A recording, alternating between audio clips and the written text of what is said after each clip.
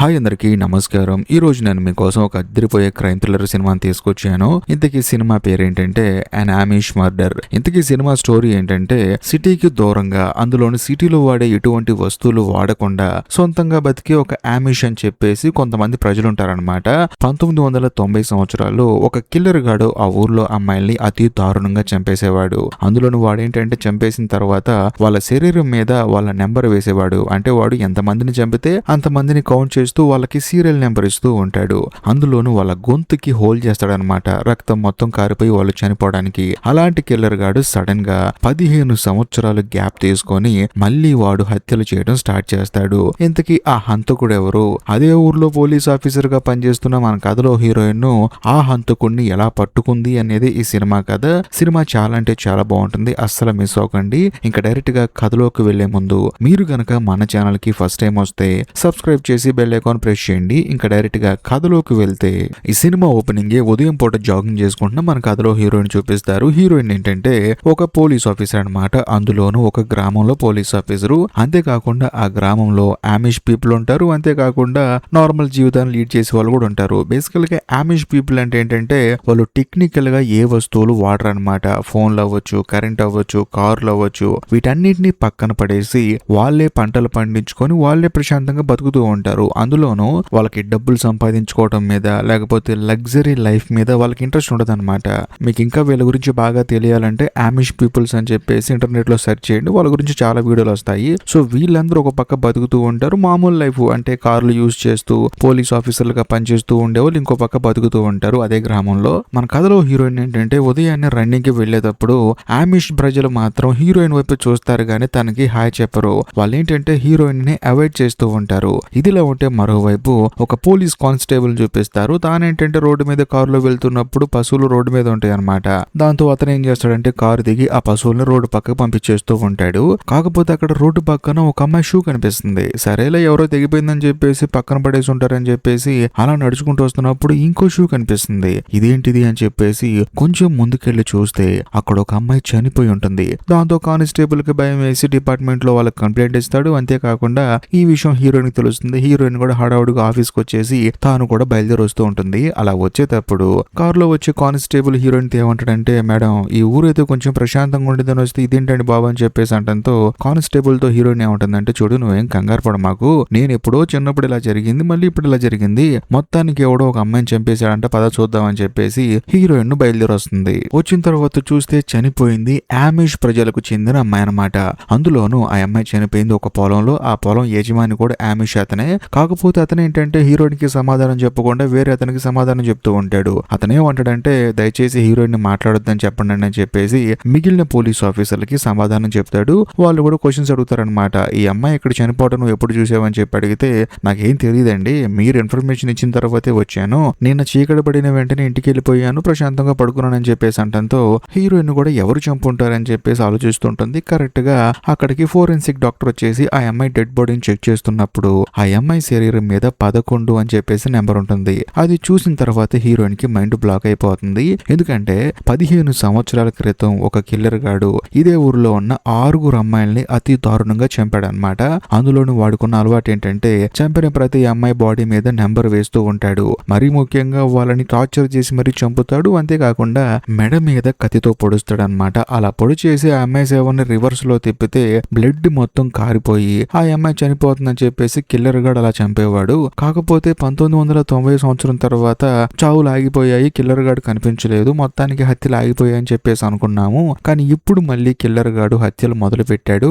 అందులోనూ ఈసారి ఆమిష్ అమ్మాయిని చంపాడని చెప్పేసి హీరోయిన్ ఆలోచిస్తూ ఉంటుంది, ఎవడై ఉంటాడు కిల్లర్ గాడు అని చెప్పేసి. అంతేకాకుండా హీరోయిన్ కి వచ్చే మెయిన్ డౌట్ ఏంటంటే, అప్పుడే ఆ కిల్లర్ గాడు హత్యలు ఆపేశాడు కాబట్టి ఆ కిల్లర్ గాడిని ఇన్స్పిరేషన్ గా తీసుకొని ఇప్పుడు ఎవడైనా హత్యలు చేయడం స్టార్ట్ చేశాడేమో అని చెప్పేసి ఇప్పుడు హత్యలు చేస్తుంది ఎవరు అని చెప్పేసి హీరోయిన్ ఆలోచిస్తూ ఉంటుంది. కరెక్ట్ గా అదే సమయంలో హీరోయిన్ పక్కన ఉన్న కానిస్టేబుల్ కి ఒక డౌట్ వస్తుంది అనమాట. కాదండి అతనేంటంటే మీతో అసలు మాట్లాడలేదని చెప్పేసి అంటంతో హీరోయిన్ చెప్తుంది అనమాట, నేను కూడా ఆమిష్ గ్రామానికి చెందిన అమ్మాయిని, అంటే ఆ ప్రజలకు చెందిన అమ్మాయిని, కాకపోతే నాకు 18 సంవత్సరాల వయసు ఉన్నప్పుడు ఎవరికి చెప్పా పెట్టకుండా ఊరు వదిలిపెట్టి వెళ్ళిపోయాను. వెళ్ళిపోయిన తర్వాత బాగా చదువుకొని పోలీస్ అయ్యి ఊరు తిరిగి వచ్చాను. కాకపోతే ఇక్కడికి వచ్చిన తర్వాత ఆ ఆమిష్ ప్రజలు నన్ను వెలేశారు, నాతో ఎవరు మాట్లాడరని చెప్పేసి అంటంతో కానిస్టేబుల్ కూడా అవునా అవునా అని చెప్పేసి అంటాడు.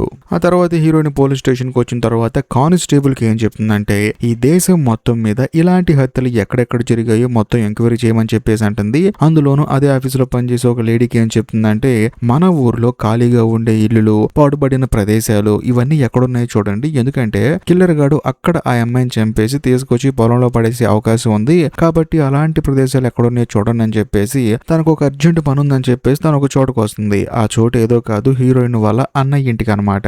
వెళ్ళిన తర్వాత హీరోయిన్ వాళ్ళ అన్నయ్య భార్య వస్తుంది. అంతేకాకుండా హీరోయిన్ ఏంటి ఇప్పుడు కుటుంబ సభ్యులతో మాట్లాడటానికి ఏం రాలేదు, ఒక కేసు గురించి మాట్లాడటానికి వచ్చింది. అందులోనూ వీళ్ళ ఇంట్లో హీరోయిన్ ఈ ఊరు వదిలిపెట్టి వెళ్లిపోయే ముందు డానియల్ అని చెప్పేసి ఒక పని అతను ఉండేవాడు. అతన్ని హీరోయిన్ వాళ్ళ నాన్నగారు ఒక కారణం చేత చంపేశారు. అంతేకాకుండా హీరోయిన్ ఏమనుకుంటుందంటే ఆ డానియలే కిల్లర్ అని చెప్పేసి అనుకుంటూ ఉంటుంది. అందులోనూ వాడిని చంపేసిన తర్వాత హీరోయిన్ వాళ్ళ నాన్న, ఆ తర్వాత హీరోయిన్ వాళ్ళ అన్న వెళ్లి పూడ్చిపెట్టొచ్చారు. బేసికల్ గా హీరోయిన్ కి వచ్చే డౌట్ ఏంటంటే ఒకవేళ వాడే కిల్లర్ గాడు, ఎందుకంటే వాడు చనిపోయిన తర్వాత హత్యలన్నీ ఆగిపోయాయి ఊర్లో, మళ్ళీ ఇప్పుడు మొదలయ్యాయి, అసలు వాడిని ఎక్కడ పూడ్చిపెట్టడో కనుక్కుందాం అని చెప్పేసి హీరోయిన్ వాళ్ళ అన్నయ్య దగ్గరకు వచ్చి అడిగితే వాళ్ళ అన్నయ్య ఏమంటాడంటే చూడమ్మా మన ఊర్లో పేపర్ మిల్ ఉంది కదా పాడుపడిపోయింది, అక్కడ నాన్నగారు పూడ్చిపెట్టారు, పూడ్చిపెట్టేటప్పుడు మాత్రం నేను అక్కడ లేను బయట నుంచున్నానని చెప్పేసి అంటంతో ఓ అవునా అని చెప్పేసి హీరోయిన్ అంటుంది. అందులోని హీరోయిన్ వాళ్ళ అన్నయ్య ఏమంటుందంటే వాడే కిల్లర్ గాడు అయ్యి ఉండొచ్చు, వాడు మళ్ళీ మన ఊర్లోకి వచ్చాడు, అందరిని చంపేస్తున్నాడు, ఇప్పుడు ఒక అమ్మాయిని చంపాడని చెప్పేసి అంటంతో హీరోయిన్ వాళ్ళ అన్నయ్య ఏమంటాడంటే చూడమ్మా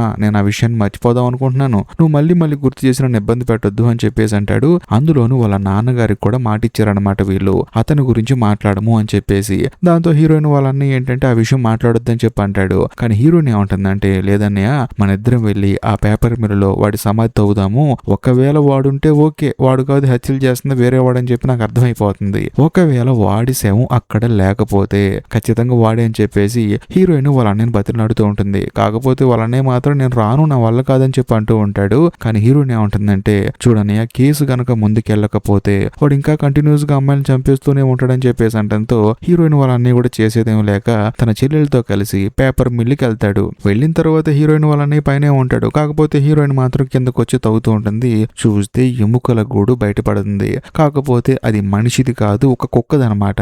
దాంతో హీరోయిన్ కి ఏం అర్థం కాదు. అందులోని హీరోయిన్ వాళ్ళ అన్నయ్య ఏమంటాడంటే ఇక నా వల్ల కాదమ్మా నేను వెళ్ళిపోతున్నాను, కావాలంటే లోకాస్ గారిని మీట్ అవ్వని చెప్పేసి అక్కడి నుంచి వెళ్ళిపోతాడు. ఆ తర్వాత హీరోయిన్ ఏం చేస్తుందంటే ఆ లూకాస్ ని మీట్ అవడానికి వస్తుంది. బేసికల్ గా ఈ లూకాస్ ఏంటంటే డానియల్ కి మంచి ఫ్రెండ్ అనమాట అప్పట్లో, అందుకని హీరోయిన్ ఇక్కడికి వచ్చింది. అంతేకాకుండా హీరోయిన్ ని ఊరు వదిలిపెట్టి వెళ్లిపోయే ముందు ఈ లూకాస్ తో లవ్ లో ఉందన్నమాట. కాకపోతే మనోడికి చెప్పా పెట్టకుండా వెళ్ళిపోయింది. అందుకని మనోడికి ఏంటంటే హీరోయిన్ అంటే కోపం. అంతేకాకుండా అసలు హీరోయిన్ ఊరు వదిలిపెట్టి ఎందుకు వెళ్ళిపోయిందో కూడా మనోడికి తెలియదు. ఆ తర్వాత హీరోయిన్ ఏమంటుందంటే చూడు ఈ డానియల్ అనేవాడు ఉన్నాడు కదా, వాడు నీకు ఈ మధ్యకాలంలో కనిపించాడు అని చెప్పేసి అంటంతో లూకాస్ ఏమంటాడంటే ఇప్పుడు కూడా నువ్వు డ్యూటీ పని మీద వచ్చావు తప్ప నాతో మంచిగా మాట్లాడటానికి రాలేదా అని చెప్పేసి అంటంతో అవును అని చెప్పేసి హీరోయిన్ అంటుంది. దాంతో మనోడు కూడా అతను నాకు కనిపించలేదు, అందులోని ఈ మధ్య కాలంలో అసలు కనిపించలేదని చెప్పేసి అంటంతో హీరోయిన్ కూడా సరే అంటుంది. ఆ తర్వాత లూకాస్ కూడా ఇక్కడి నుంచి వెళ్ళిపో అని చెప్పేసి అంటాడు. హీరోయిన్ కూడా చేసేదేం లేక పోలీస్ స్టేషన్ కి వచ్చేస్తుంది. వచ్చి చూస్తే పోలీస్ స్టేషన్ లో ఇంకొక పోలీస్ ఆఫీసర్ ఉంటాడు. అతనే మన కథలో హీరో. బేసికల్ గా హీరోయిన్ ఈ కేసు పాపం ఒక్కతే ఇబ్బంది పడిద్ది అని చెప్పేసి హీరోయిన్ కి తోడుగా హీరోని నియమిస్తారు. అంతేకాకుండా హీరోయిన్ కూడా సరే అని చెప్పేసి లోపలికి వెళ్ళి పని చేసుకుంటూ ఉంటుంది. కరెక్ట్ గా అదే సమయంలో షరీఫ్ వస్తాడనమాట. బేసికల్ గా షరీఫ్ అంటే మీకు తెలిసిందే కదా, ప్రజలు ఎన్నుకునే పోలీస్ అనమాట.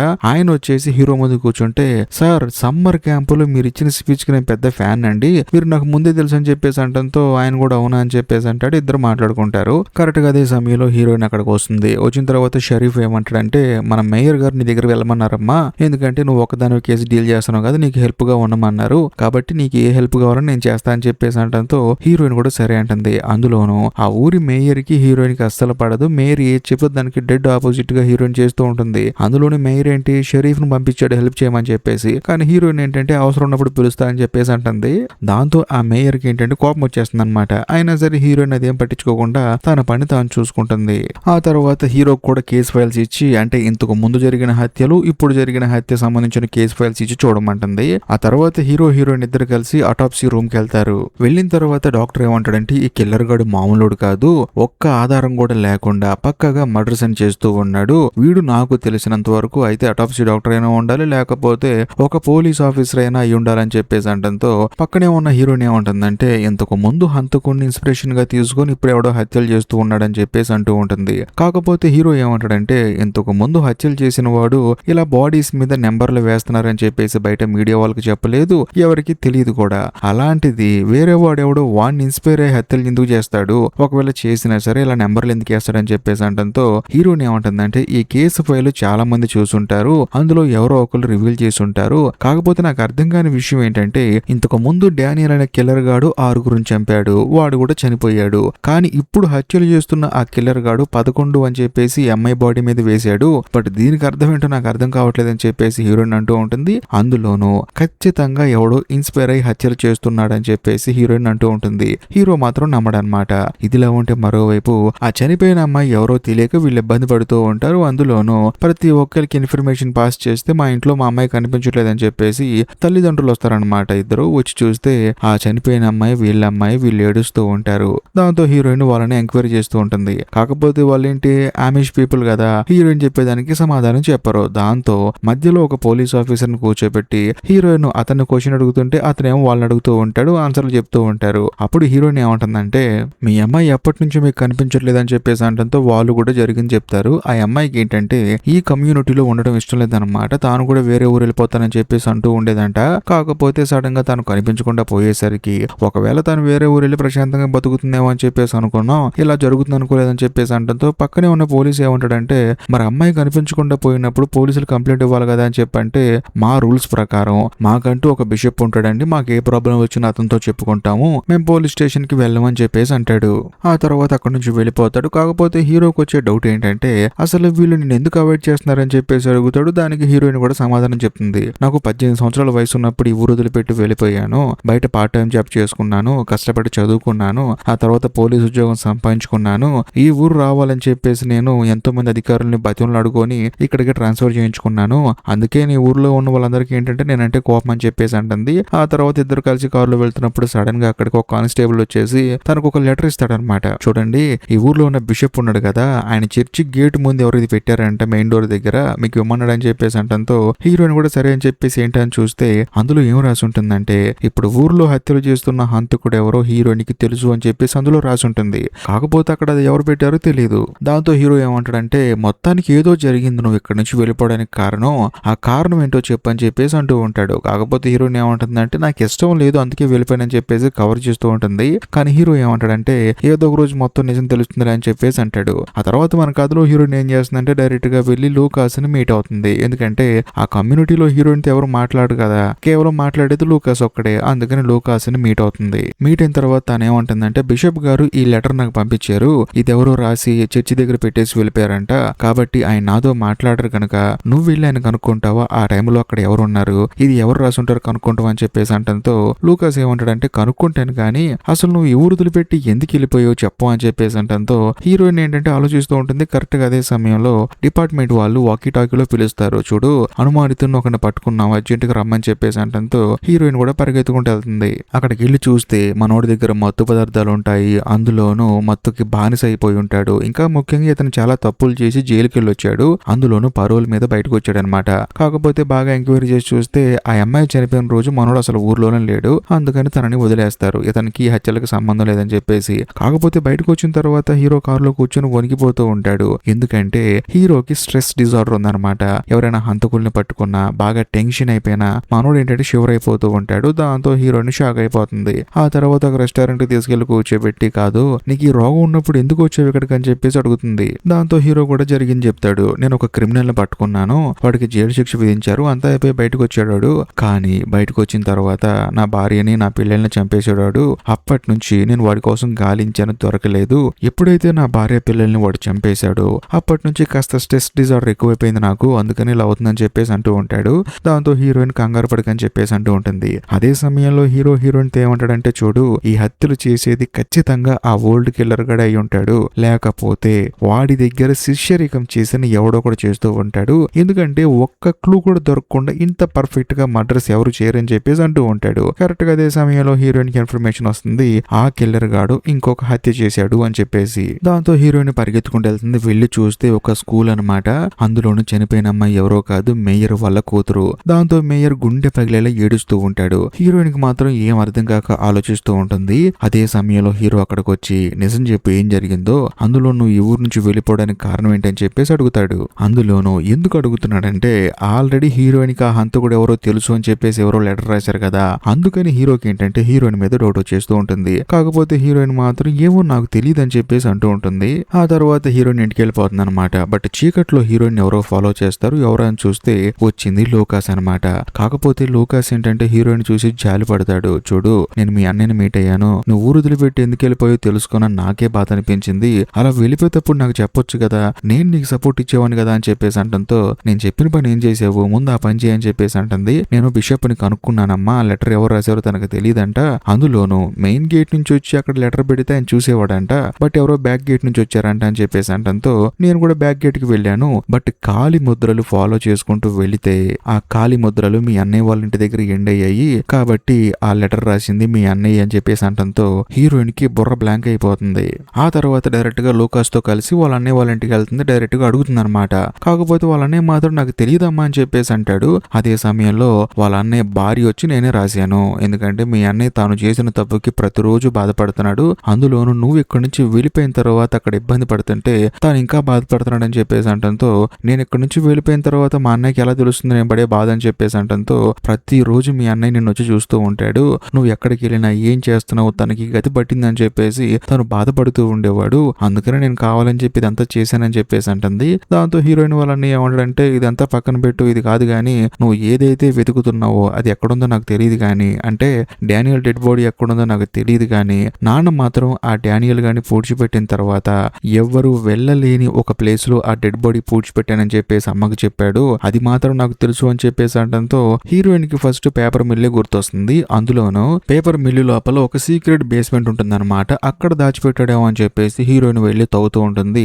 కరెక్ట్ గా అదే సమయంలో హీరోయిన్ ని ఫాలో చేసుకుంటూ హీరో వస్తాడు. అదే సమయంలో హీరోయిన్ తవ్వుతున్నప్పుడు అక్కడ ఒక పుర్రె బయటపడుతుంది. అందులోను హీరో అక్కడికి వచ్చి ఇప్పటికైనా జరిగింది చెప్పమ్మా, ఏం జరిగిందో చెప్పని చెప్పేసి అంటంతో హీరోయిన్ అబద్ధం చెప్తూ ఉంటుంది. దాంతో హీరో ఏమంటాడంటే, నేను కూడా ఒక పోలీసే, నువ్వు అబద్ధం చెప్తున్నావు అని చెప్పేసి నాకు అర్థమైపోయిందని చెప్పేసి అంటంతో హీరోయిన్ కూడా చేసేదేం లేక జరిగిన నిజం చెప్తుంది. అదేంటంటే హీరోయిన్ ఆ కిల్లర్ గాడు కాదు, ఈ కిల్లర్ గాడిని చూసి ఇన్స్పైర్ అవుతున్నాడు ఎవడు అని చెప్పేసి ఎందుకంటుందంటే, డానియల్ గాడు అనేవాడు చావడానికి కారణమే హీరోయిన్ అనమాట. బేసికల్ గా హీరోయిన్ కి 17 సంవత్సరాలు ఉన్నప్పుడు ఆ డానియల్ అనేవాడు హీరోయిన్ ని మానభంగం చేశాడు. అందులోను హీరోయిన్ ఏం చేసిందంటే, తన జీవితం నాశనం చేశాడు వాడని చెప్పేసి గన్ను తీసుకొని తానే ఆ డానియల్ అనేవాడిని కాల్చి చంపేసింది. ఇది తెలుసుకున్న హీరోయిన్ వాళ్ళ నాన్న బాధపడి, సరేనమ్మా నువ్వు వీడిని చంపేశావు అని మన కమ్యూనిటీలో కనుక తెలిస్తే నిన్ను ఊరు నుంచి వెలేస్తారు, నీకు శిక్ష కూడా వేస్తారు, ఎందుకంటే ఈ విషయం వాళ్ళకి చెప్తే వాళ్ళే శిక్ష వేయాలని చెప్పేసి అనుకుంటూ ఉంటారు, కాబట్టి వీడి శవాన్ని నేను దాచిపెడతాను, ఎవరికి తెలియకుండా పూడ్చిపెడతానని చెప్పేసి హీరోయిన్ వాళ్ళ నాన్న ఆ తర్వాత హీరోయిన్ వాళ్ళ అన్నయ్య కలిసి ఇద్దరు తీసుకెళ్లి పేపర్ మిల్ లో పూడ్చిపెట్టారు. కాకపోతే హీరోయిన్ వాళ్ళ అన్నయ్య ఏంటంటే బయట ఉన్నాడు, హీరోయిన్ వాళ్ళ నాన్న మాత్రం బేస్మెంట్ లో పూడ్చిపెట్టాడు. అందులోను అక్కడే ఉంటే తనకేంటంటే ఆ డానియల్ గారు చేసిన దారుణమే గుర్తొస్తుందని చెప్పేసి తాను ఊరు వదిలిపెట్టి వెళ్ళిపోయింది, అందుకని ఇదంతా జరిగిందని చెప్పేసి హీరోయిన్ చెప్తుందనమాట. మరి ముఖ్యంగా డానియల్ గారు ఏంటంటే తన మెడ మీద ఘాటు కూడా పెట్టాడని, తనని చంపబోయాడని చెప్పేసి అంటుంది. ఏది ఏమైనా సరే ఆ డానియల్ గారు చనిపోయిన తర్వాత హత్యలన్నీ 15 సంవత్సరాలు ఆగిపోయాయి, కాకపోతే మళ్ళీ ఇప్పుడు మొదలయ్యాయి. సో దీన్ని బట్టి నాకు అర్థమైంది ఏంటంటే ఆ డానియల్ గారిని ఎవడో ఇన్స్పిరేషన్ గా తీసుకొని ఈ హత్యలన్నీ చేస్తున్నాడని చెప్పేసి అంటంతో హీరోకి అప్పుడు అర్థం అవుతుంది అనమాట మొత్తం. ఆ తర్వాత హీరో హీరోయిన్ పొగుడుతాడు, చూడమ్మా నువ్వు వాడిని చంపడంలో ఎటువంటి తప్పు లేదు, నువ్వు చేసిన పని మంచి పని, ఐ అప్రిషియేట్ యూ అని చెప్పేసి అంటాడు. కట్ చేస్తే మరుసటి రోజు హీరోయిన్ పోలీస్ స్టేషన్ కి వెళ్తే, మిమ్మల్ని ఉద్యోగం నుంచి తీసేశారండి మేయర్ గారు అని చెప్పేసి అంటంతో హీరోయిన్ కి మైండ్ బ్లాక్ అయిపోతుంది. సో బేసికల్ గా మేయర్ ఏం చెప్పాడు, నువ్వు అర్జెంట్ గా కేసును మూవ్ చేయి, ఎంతమందిని కావాలంటే అంతమందిని తీసుకొని చెప్పేసినా సరే హీరోయిన్ మాత్రం తన పాయింట్ ఆఫ్ వ్యూ ఇన్వెస్టిగేట్ చేస్తూ ఉంది. అందులోనూ అలా చేయటం వల్ల మేయర్ కూతురు చనిపోయేసరికి తనని తీసేసి తన ప్లేస్ లో షరీఫ్ ను అపాయింట్ చేశాడనమాట.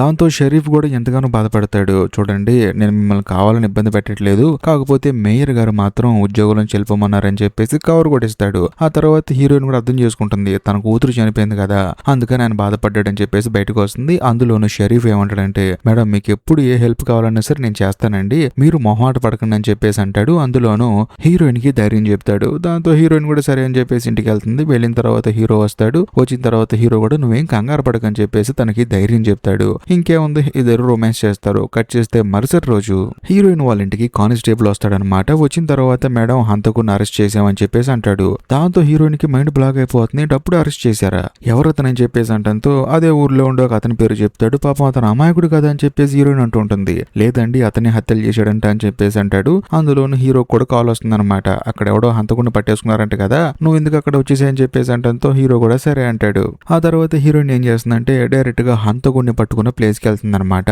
వెళ్ళి చూస్తే అక్కడ షరీఫ్ ఉంటాడు. ఎందుకంటే వాడిని పట్టుకుందే షరీఫ్. ఏ ఆధారాలతో పట్టుకున్నారండి వాడిని అని చెప్పేసి అంటంతో ఏముంది, చనిపోయిన ఇద్దరు అమ్మాయిల బట్టలు ఇక్కడ ఉన్నాయి, అందులోనూ వాళ్ళ బ్లడ్ శాంపిల్స్ ఉన్నాయి, మరీ ముఖ్యంగా వీడు కూడా హత్యలు జరిగినప్పుడు ఇదే ఊరు వచ్చాడు, ఇంకా ముఖ్యంగా వీడి మీద చాలా మంది అనుమానాలు వ్యక్తం చేశారని చెప్పేసి అంటంతో హీరోయిన్ కి ఏంటంటే నమ్మకం కుదరదు అనమాట. మరి ఎక్కడ తనని చెప్పి అడిగితే తనను అరెస్ట్ చేసి జైలుకి తీసుకెళ్లిపారని చెప్పేసి అంటాడు. దాంతో హీరోయిన్ కి ఏంటంటే డౌట్ కొడుతుంది అనమాట. కరెక్ట్ గా అదే సమయంలో పోలీస్ స్టేషన్ లో ఉండే లేడీ ఫోన్ చేస్తుంది. ఎవడైతే హంతకుడు అని చెప్పేసి అనుకుని అరెస్ట్ చేశారో వాడు ఆత్మహత్య చేసుకొని చనిపోయాడని చెప్పేసి అంటంతో హీరోయిన్ కి ఫ్యూజులు ఎగిరిపోతాయి అనమాట. ఆ తర్వాత హీరోయిన్ ఏం చేస్తుందంటే డైరెక్ట్ గా పోలీస్ స్టేషన్ కి వెళ్తుంది. అందులోనూ అక్కడున్న లేడీని అడుగుతుంది అనమాట. కాదండి, ఈ షరీఫ్ ఇంతకు ముందు ఎక్కడ పనిచేసి వచ్చాడని చెప్పేసి అంటంతో జార్జియా అని చెప్పేసి అంటుంది. అక్కడ ఏమన్నా ఇలాంటి హత్యలు జరిగినాయేమో చూడండి అని చెప్పేసి అంటంతో ఆవిడ కూడా సెర్చ్ చేస్తూ ఉంటుంది. మరోవైపు మన కథలో హీరోయిన్ షరీఫ్ తో ఏమంటుందంటే మీరు ఎవరినైతే హంతకుడు అని చెప్పేసి అరెస్ట్ చేశారో అతడు హంతకుడు కాదండి, పాపం మంచోడు అని చెప్పేసి అంటంతో షరీఫ్ ఏమంటాడంటే ఏంటమ్మా మీ కమ్యూనిటీ అని చెప్పేసి బాధపడుతున్నావా, చూడు నాకు ఈ కమ్యూనిటీలు భేదాలు ఏమి తెలియదమ్మా, నేను కూడా ఇదే ఊర్లో ఎప్పటి నుంచో ఉంటున్నాను. నేను నిజం చెప్పాలంటే నా చిన్నప్పటి నుంచి నేను ఇక్కడే ఉంటున్నాను. మీ కమ్యూనిటీ వాళ్ళు చాలా కష్టపడి పనిచేసే వాళ్ళు, అలాంటి వాళ్ళల్లో ఈ కిల్లర్ గడు ఉంటూ నాకు కూడా బాధగా ఉందని చెప్పేసి అంటంతో హీరోయిన్ ఏమంటుందంటే లేదండి, వాడిని సెంటర్ చేయడానికి ఎవరో కావాలని చెప్పేసి ఆధారాలు వాడి ఇంట్లో పెట్టారు, అంతేకాకుండా వాడు జైలుకి వెళ్ళిన తర్వాత కావాలని వాడిని జైల్లో చంపించారని చెప్పేసి అంటుంది. కాకపోతే హీరోయిన్ కి షరీఫ్ చెప్పిన ఒక మాట మాత్రం కొంచెం బలంగా మనసులో నాటుకుంటుంది అనమాట. ఇంతకు ముందు అన్నాడు కదా, చిన్నప్పటి నుంచి నేను కూడా ఈ ఊర్లో ఉంటున్నాను, మీ కమ్యూనిటీ ఎంత కష్టపడుతుందో నేను చూశానని చెప్పేసి ఆ మాట హీరోయిన్ కి సాలిడ్ గా అనిపిస్తుంది. వెంటనే తానేం చేస్తుందంటే ఈ షరీఫ్ మీద డౌట్ పడుతుంది అనమాట. ఎందుకంటే తాను చిన్నప్పటి నుంచి ఇక్కడే ఉన్నాడు, అంతేకాకుండా ఇక్కడ నుంచి వెళ్ళిపోయిన తర్వాత హత్యలు ఆగిపోయాయి, అంటే ఇక్కడ హత్యలు చేసింది షరీఫ్ ఏమో, మరీ ముఖ్యంగా తాను వెళ్ళిన ఊర్లో హత్యలు జరిగాయి కనుక్కుందామని చెప్పేసి అక్కడున్న పోలీస్ స్టేషన్ నెంబర్ తీసుకొని హీరోయిన్ అక్కడున్న పోలీసులకు ఫోన్ చేసి పర్టికులర్ ఈ టైంలో అక్కడ ఇలాంటి హత్యలు జరిగాయి అని చెప్పేసి అంటంతో జరిగాయండి అని చెప్పేసి అంటంతో హీరోయిన్ కి అర్థమైపోతుంది ఖచ్చితంగా షరీఫే చేసుంటాడు. అందులోని ఇక్కడికి వచ్చిన తర్వాత 11వ నెంబర్ అని చెప్పేసి అమ్మాయి శరీరం మీద వేసాడు, 12వ నెంబర్ అని చెప్పేసి వేసాడు, మిగిలిన 4 హత్యలు ఈ షరీఫ్ వేరే ఊర్లో చేశాడని చెప్పేసి హీరోయిన్ కి అర్థమైపోతుంది. ఈ విషయాన్ని డిపార్ట్మెంట్ లో వాళ్ళకి చెప్దాం అనుకునే గ్యాప్ లోని షరీఫ్ వచ్చేసి హీరోయిన్ కి మత్తు మందిచ్చేసి తనను అక్కడి నుంచి తీసుకెళ్లిపోతాడు. ఇదిలా ఉంటే మరోవైపు ఆ పోలీస్ స్టేషన్ లో పోలీస్ ఆఫీసర్ తో మాట్లాడుతుంటేనే హీరోయిన్ మధ్యలోంచి వచ్చేసింది కదా ఈ విషయం అందరికి చెప్దామని చెప్పేసి, కాకపోతే వచ్చేటప్పుడు ఫోన్ అక్కడే పెట్టేసి వచ్చేస్తుంది అనమాట. దాంతో ఆ లేడీ తీసి మాట్లాడుతున్నప్పుడు ఇందాక అమ్మాయి వెళ్ళిపోయింది కదండి అని చెప్పేసి అంటాడు ఆయన. దాంతో హీరో ఫోన్ తీసుకొని చెప్పండి అని చెప్పేసి అంటంతో ఆయన కూడా హత్యలు జరిగాయండి ఇక్కడ అని చెప్పేసి అంటూ ఉంటాడు. అది ఏ ఊరు పోలీస్ స్టేషన్ చెప్తాడు.